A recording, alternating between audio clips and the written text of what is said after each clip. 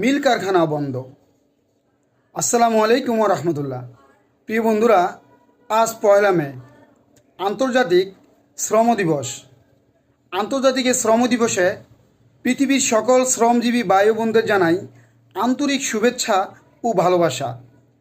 প্রিয় বন্ধুরা, রাসূলুল্লাহ সাল্লাল্লাহু আলাইহি সাল্লাম বলেছেন, তোমরা শ্রমিকের গায়ের ঘাম শুকানোর আগেই তার মজুরি পরিশোধ করে দাও। আর শ্রমজীবীদের ব্যাপারে বলেছেন, শ্রমজীবীরা হলো আল্লাহ ও রসুল সাল্লাল্লাহু আলাইহি সাল্লামের বন্ধু।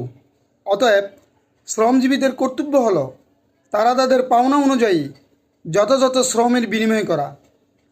আন্তর্জাতিক শ্রম দিবসের আজকের এই দিনে আমাদের একটাই কামনা, পৃথিবীর সকল শ্রমজীবী ভাই ও বোনেরা ভালো থাকুন, সুস্থ থাকুন, নিরাপদে থাকুন।